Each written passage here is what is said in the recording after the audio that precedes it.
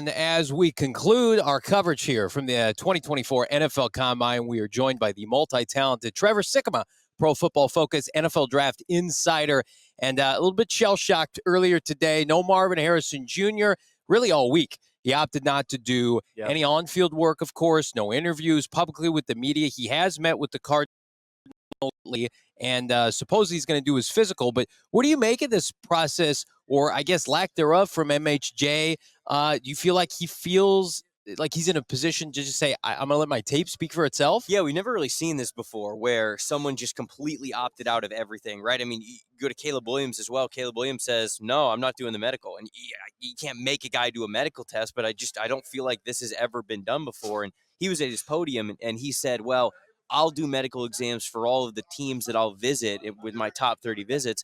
But again, it kind of puts things in his control. And for as much as I love these events, this is so much fun for me to, get to see these guys, talk to these guys, watch them work out, all of that. There's no doubt about it that when they come to these events, it is another test, and it could be something that they fail. And if their tape is so good, if their hype is so high, then there is a case to say, well, hold on here.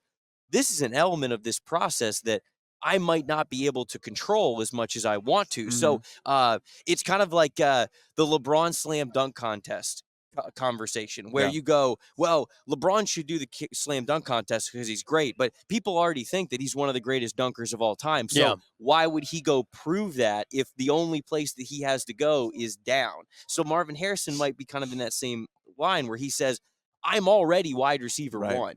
Why would I go and potentially, for whatever reason, put any doubt into that? And I think that he's just taking that to a next level by saying, well, no, I'm not going to do anything actually. Yeah. So is it kind of a testament, especially in the top five, it feels like with this draft where it could just go chalk, right? Where, it's any combination of the three quarterbacks, Marvin, and maybe, I don't know, we'll sprinkle in a Joel, but is it just kind of out of the ordinary deep in the top five, or is this just something that we're going to see going forward where we're going to see several guys opt out of the major kind of workouts here?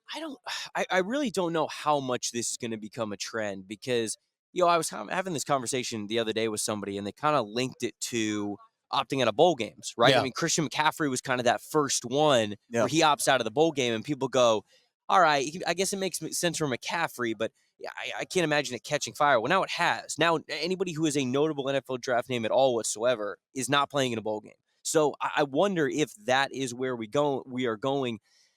For the Combine, I do think it's a little bit different, but some parts of the conversation are the same. So you would have to be a very, very highly touted player to convince yourself that I don't have to do anything in Indianapolis. And look, even for Marvin Harrison Jr., I've heard this week that there are teams who have Malik Neighbors as wide receiver one in this class. So even for him saying, I'm the wide receiver one, I'm not going to do anything to hurt that, that's not even true for, I think, every team. So it is interesting that he is going all the way to say, now, granted, I don't really mind. I know you guys do because it would be great content for you to get to talk to Marvin Harrison. That's why we came here. That's why we booked our flights and stayed. And so I hate that for y'all. And obviously, selfishly, like, I'd love to get to talk to him even for 10 minutes at a public podium. Like, I would selfishly love to see what he ran because if he's going to be a wide receiver one at the NFL level for the next 10 years, I'd love to have that data and say, look at the athlete that you kind of have to be to this position. So selfishly, I'd love to see all of it. But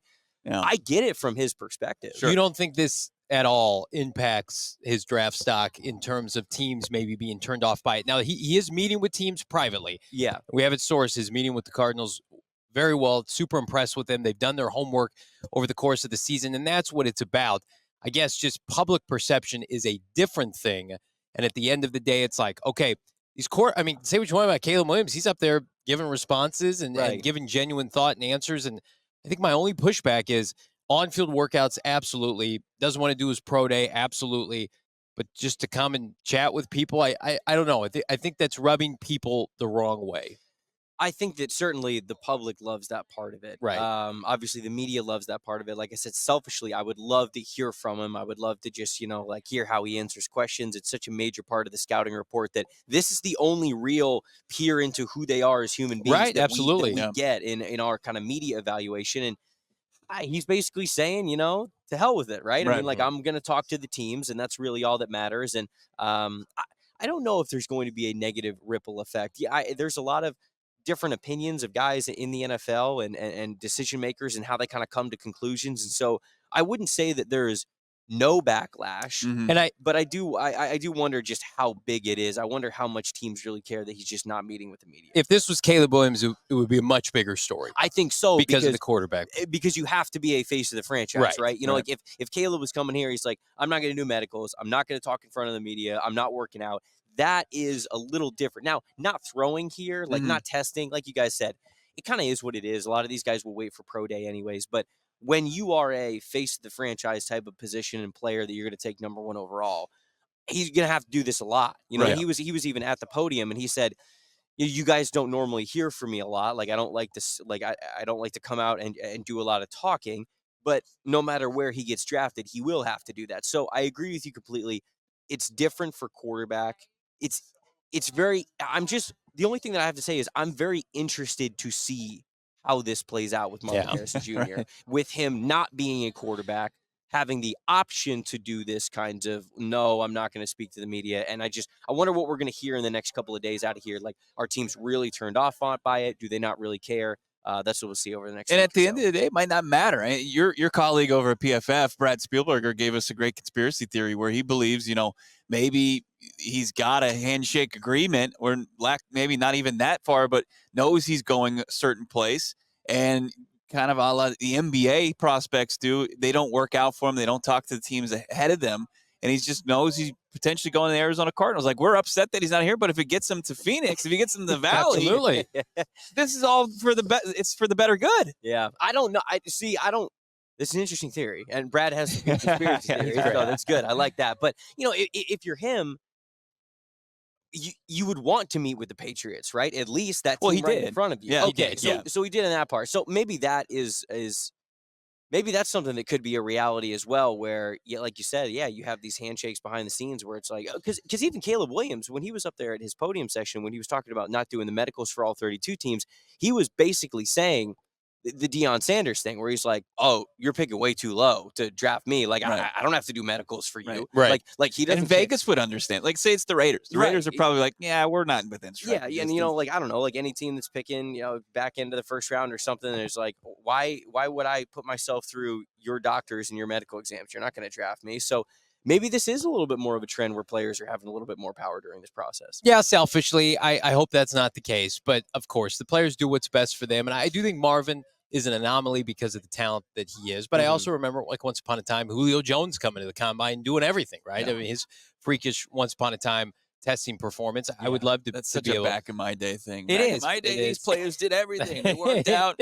Yeah. They walked. They played in the bowl game. That's right.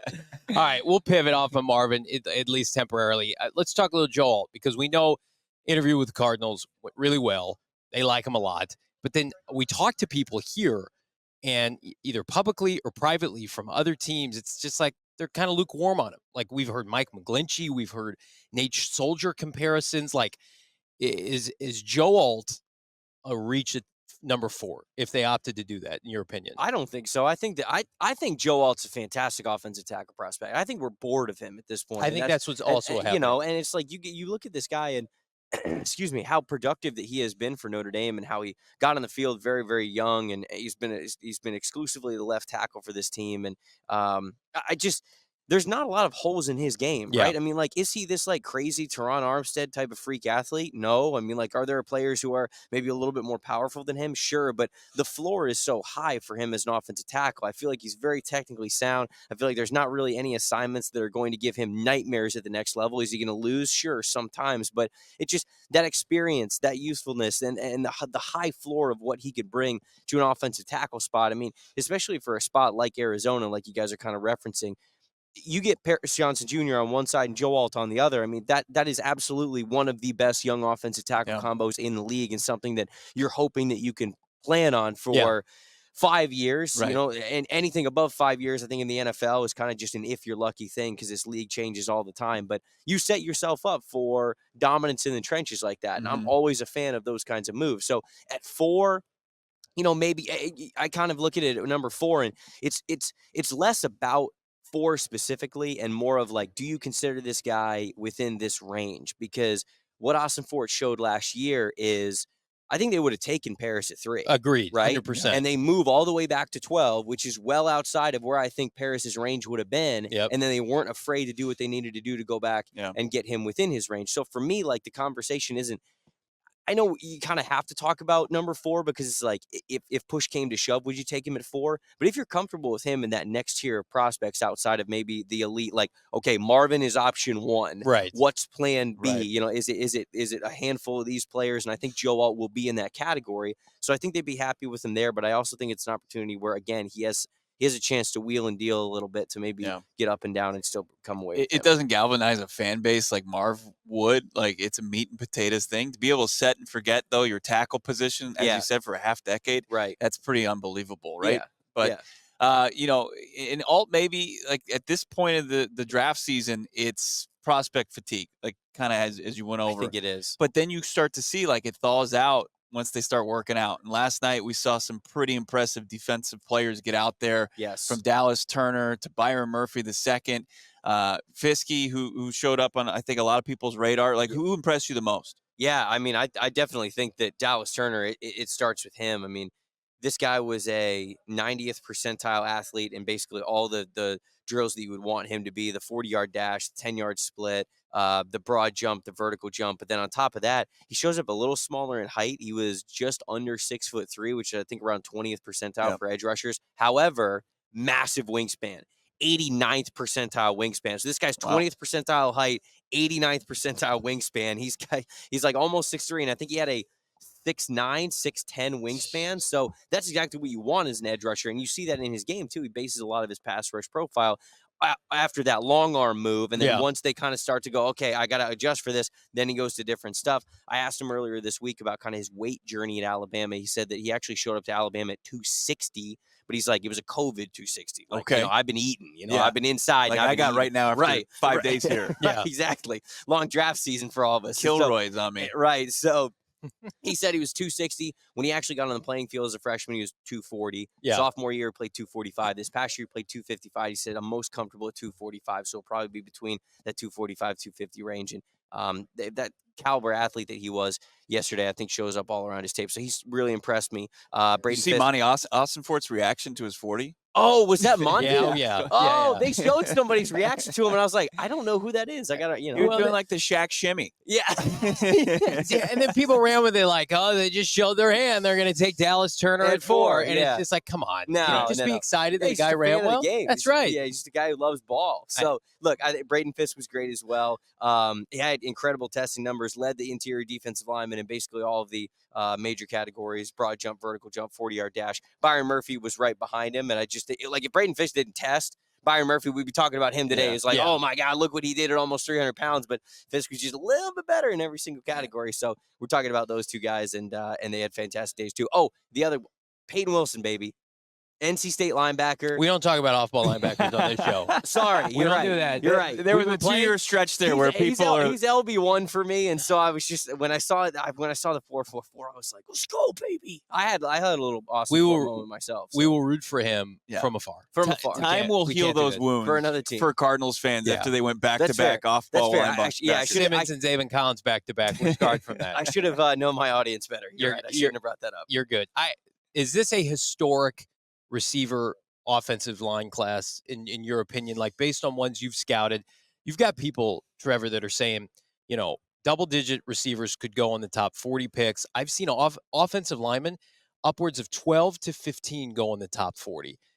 To me, it's like this tackle group, and I know, Joe Alt is the apple of the Cardinals' eye potentially if MHJ isn't an option, but like Olu Fashanu, Fuaga, who could pivot and jump Olu Fashanu. And then you've got all the interior linemen.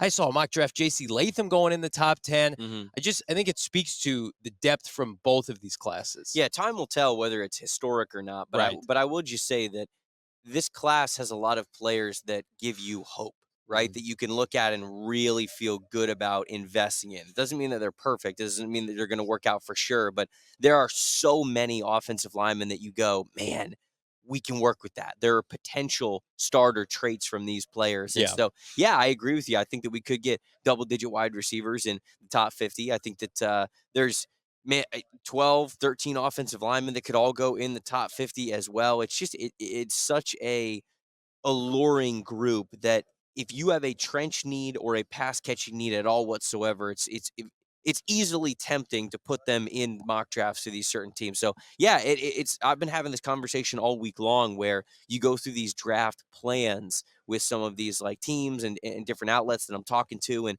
they're often like, "Well, normally you gotta take this position in the first round. Or you're not going to get them early." Yeah. It's Yeah. like, yes, winning in football starts up front, and if you have a major trench need, offensive or defensive, I would tell you you should emphasize that the most in the first round because the guys that hit often come from the first round. But we are in a unique situation where if you do take a Marvin Harrison Jr. at number 4 back into the first round, there could still be an offensive lineman that could become a starter for you and available. Well, let me ask you this: who do you think, in your opinion, is it better to go OT 6 or 7, or to grab maybe potentially the at best or second best interior offensive lineman? Like, is Jackson Powers Johnson at 27 pretty good value, or would you rather look at maybe the offensive tackle from BYU? Man, normally I would almost always lean go the trench player first and then get the wide receiver later, even in a draft class that I think is really, really solid.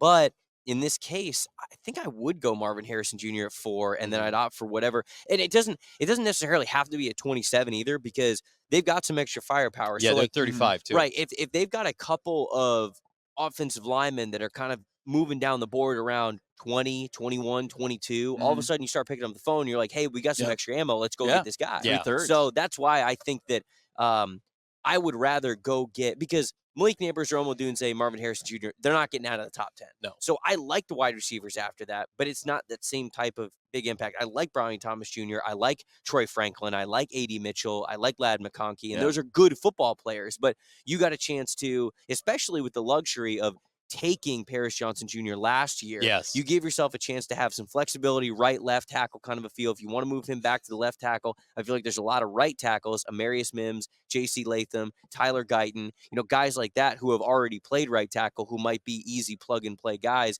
that you could get somewhere in the 20s, and it might only take a little bit of extra draft capital to move up to go get one of those Yeah, guys. when Kyler Murray returned, I mean, the team goes 3-5. They're a top 10 offense while he's under center in the shotgun. It feels like if they do go playmaker early or any combination and they get the tackle and a playmaker, I mean, that offense is set, right? But now you got to start to work on that defense. And when you look at this defense, and you talked about a couple of the guys that worked out already, but how do you see this cornerback group playing out? Like, who's your CB1 and who could be somebody like we talked to Cooper DeJean yesterday, Quinyon Mitchell? Very impressive. How do you see that? It's such a strong group. I mean, I feel bad ranking these guys sometimes Okay. because we always have like linear rankings and people go like, how do you have him CB4? And it's like, well, hold on. Like I got him as a top 15 player still, Yeah. like on the overall big board. He just happens to be 4th in the order. So right now, the way that I have it set, today's huge, obviously a lot of really big testing for corners because being an athlete is absolutely a prerequisite to play that position at the NFL level. But right now I have it. Cooper DeJean is my CB1. I have Nate Wiggins from Clemson as my CB2. I got Quinyon Mitchell from Toledo as CB3. Terrion Arnold as CB4. Kool-Aid McKinstry as CB5. So that's how I Yeah. have the 5 Who- listed right now. Who have you talked to? Who has the best like mental makeup? Because as you mentioned, that position's so tough, and you're gonna have to like have a short memory. Man, I really do. It's funny. He's my CB4, but I really enjoyed standing next to Terrion Arnold's podium and just like listening to him Yeah. talk. And I've had the chance to kind of hear him speak a little bit, whether it was at Alabama's podiums, like interviews that I've caught on YouTube or whatever throughout the season. And he just feels like a very genuine dude. Like he just understands that this position comes with a lot of failure, a lot of success, and you've got to stay even keeled through it all. You've got to believe that you are a competitor through it all. And that's also a a paramount part of playing the position is whether you just got a pick 6 interception or whether you just gave up a 50-yard touchdown. The next time you walk on the field, so for the next play, you have to believe you're the best player on the field. Like you have to believe you're the baddest dude in that stadium. Yeah. And that's just what comes with playing corner. And Terrion Arnold, every single time I've heard him speak, I'm like, man, I believe that you have that mentality in you. So he is somebody who I've really enjoyed listening to. He said yesterday at his podium that him and fellow Alabama quarterback Jalen Milroe used to have a Kobe Bryant competition every morning for who could get to the facility earlier. Wow. And so it was like around 5 a.m. every single morning. He said he was a big goals guy, so he'd sit down, he'd write his goals for the day, kind of get to work. But he also said he's like, Jalen would some days get there at like 3:30 a.m. and he's like, hey, man, like, I need sleep. So Right, like, I need that like extra hour and a half or I'm not going to be able to function. But I did like that. You won that award, Johnny, this week. I did, yeah. And then today I didn't win that award. No Kobe award No for Kobe you? Bryant award. No, we took care of business yesterday, and then today we got here about, Bo and Shane got here about an hour and a half early from Marvin. I was shortly behind, and then we all know what happened after the fact. But I want to ask you this, because we've talked about it off air. Jaden Daniels, you're a fan, maybe not the biggest fan compared to other people. Yeah. But now there's just this hype train around J.J. McCarthy. Are you of the mindset 4 quarterbacks in the top 10 is very likely at this point?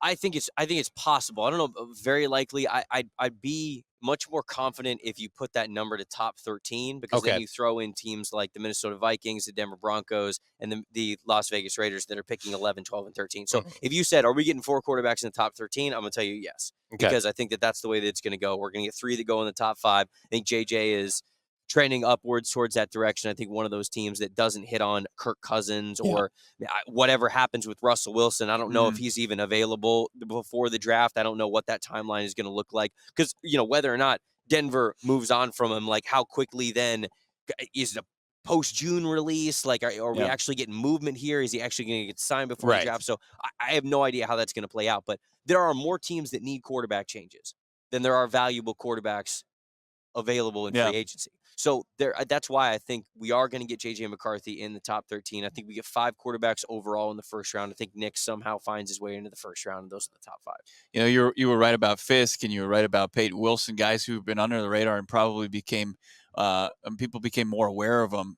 Who are some names that people should look out for the rest of the week here in Indy that are going to pop that maybe aren't getting as much run early in draft season? So, I'll go with a wide receiver that I really like is Jermaine Burton from Alabama. Okay. I don't think enough people are talking about him. I turned on his tape and I was like, okay, this is a second round wide receiver and no one is talking about him at all. So I'm very curious to see what he tests. And he's a feisty, competitive player. So I think that he has the chance to test pretty well. I think Roman Wilson's going to test very well as well, the wide receiver from Michigan. Yep.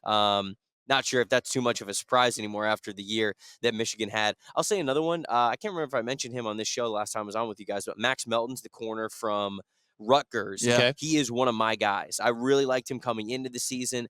Kind of struggled a little bit, but it's kind of nature of the position. It's very up and down. He struggled a little bit this past year, but I thought he did really well at the Senior Bowl, especially when they put him in the slot. He's somebody who's got outside experience, but I think he's got a slot skill set as well. He could be an all-around corner.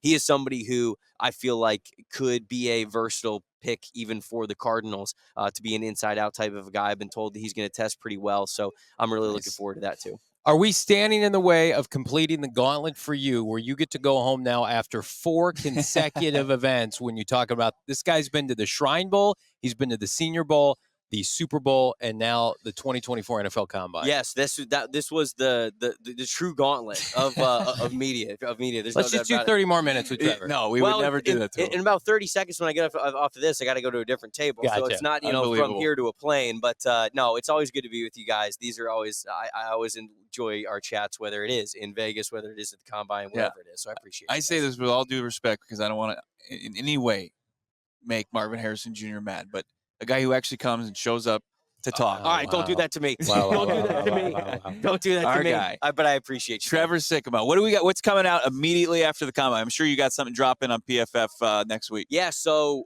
actually this week we had the first version of the PFF 2024 NFL Draft Guide drop. Awesome. So it's got 150 prospects in it. It's Congrats on that. The scouting. Thank you. It's got, dude, I have an incredible team that's worked so hard to bring that thing to life, and I'm so proud of them. We've got scouting analysis, trait breakdowns, strength and weaknesses, a lot of great PFF data, heat maps for quarterbacks, like stable metrics are in there. When the Combine is over, we'll put those bad boys in there. We'll have a couple more iterations of that draft guide as the season goes on. So if you got a PFF subscription, all that is available for you. You can go check it out on PFF.com. Awesome. The best Trevor Sikkema Pro Football Focus. Check him out.